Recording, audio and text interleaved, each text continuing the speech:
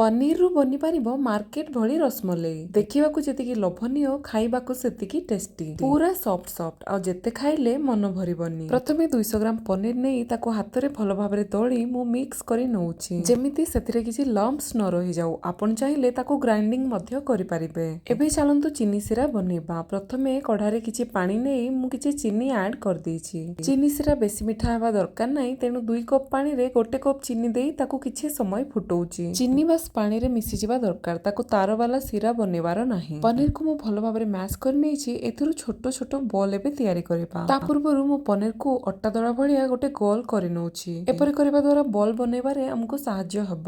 ତ ମୁଁ ଛୋଟ ଛୋଟ ବଲ ବନଉଛି। ପାଖାପାଖି 150 ଗ୍ରାମ ପନିରରେ କେତେ ସାରା ବଲ ବନି ରେଡି ହେଇଗଲା ଦେଖନ୍ତୁ। ଯେଉଁ ଚିନି ସିରା ଆମେ ପ୍ରସ୍ତୁତ କରିଥିଲୁ ସେଥିରେ এই ବଲ ସବୁକୁ ଆଡ କରିବା ଏବଂ 5 ରୁ 7 ମିନିଟ ମିଡିୟମ ଆଞ୍ଚରେ ତାକୁ ବଏଲ କରିବା। ଏବେ ଗ୍ୟାସକୁ ବନ୍ଦ କରି এই ବଲ ସବୁକୁ ଛାଣି ନେବା। ଗୋଟେ କଢାରେ ପାଖାପାଖି 1 ଲିଟର କ୍ଷୀର ନେଇ ତାକୁ ବଏଲ କରିବା। ରସମଲେଇରେ ଆଡ କରିବା ପାଇଁ କିଛି ଆଲମଣ୍ଡ ଆଉ କାଜୁକୁ ଛୋଟ ଛୋଟ ପିସରେ କାଟି ନେବା। ଏବେ ବଏଲ ହେଉଥିବା କ୍ଷୀରରେ এই କାଜୁ ଆଉ ଆଲମଣ୍ଡକୁ ଆଡ କରିବା, ଫଳରେ କ୍ଷୀର ଟିକେ ଗାଢ ବି ହେଇଯିବ ଆଉ କାଜୁ ଆଉ ଆଲମଣ୍ଡର ଫ୍ଲେଭର କ୍ଷୀରରେ ଆସିଯିବ। ଏବେ ଟିକେ ଭଲ ବାସ୍ନା ଆଉ ଫ୍ଲେଭର ପାଇଁ ମୁଁ ଆଡ କରୁଛି କିଛି ଇଲାଇଚି ପାଉଡର। କ୍ଷୀରରେ ଏସବୁ ଜିନିଷକୁ ଭଲ ଭାବରେ ମିକ୍ସ କରିଦେବା ଆଉ କିଛି ସମୟ ପାଇଁ ତାକୁ ବଏଲ ହେବା ପାଇଁ ଦେବା। ଗ୍ୟାସର ଆଞ୍ଚ ଲୋ ରୁ ମିଡିୟମ ରଖନ୍ତୁ, ହାଇ ଫ୍ଲେମରେ କ୍ଷୀରକୁ ଫୁଟାଇବେ ନାହିଁ। କ୍ଷୀରକୁ ବାରମ୍ବାର ଚଲେଇବା ଦରକାର, ନହେଲେ ତଳେ ଲାଗିଯିବାର ସମ୍ଭାବନା ଅଛି।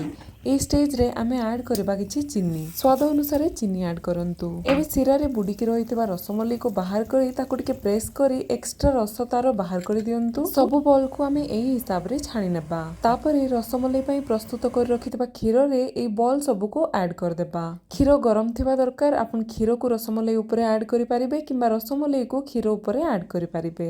ଦେଖୁ ଦେଖୁ ଗରମା ଗରମ ରସମଲେଇ ପନିରରୁ ପ୍ରସ୍ତୁତ ହୋଇଗଲା। ଏବେ ୟାକୁ ଫ୍ରିଜରେ କିଛି ସମୟ ଜମିବାକୁ ରଖିଦିଅନ୍ତୁ କିମ୍ବା ଗରମ ଗରମ ୟାକୁ ଖାଇପାରିବେ। ଦେଖିବାକୁ ବିଲକୁଲ ମାର୍କେଟର ରସମଲେଇ ଭଳି ଦେଖାଯାଏ, କିନ୍ତୁ ଟେଷ୍ଟ ବହୁତ ଭଲ ଲାଗିଥାଏ। କ୍ଷୀର ଫୁଟେଇବା ସମୟରେ ସାମାନ୍ୟ କେଶର ଆଡ କଲେ ଏହାର ଟେଷ୍ଟ ଅଧିକ ଭଲ ହୋଇପାରିବ। ତେବେ ଆପଣ ବି ନିଜ ଘରେ ତିଆରି କରନ୍ତୁ ଏବଂ ଭିଡିଓ ଭଲ ଲାଗିଥିଲେ ଲାଇକ୍, ସେୟାର, ସବସ୍କ୍ରାଇବ ନିଶ୍ଚୟ କରନ୍ତୁ। Thank you for watching.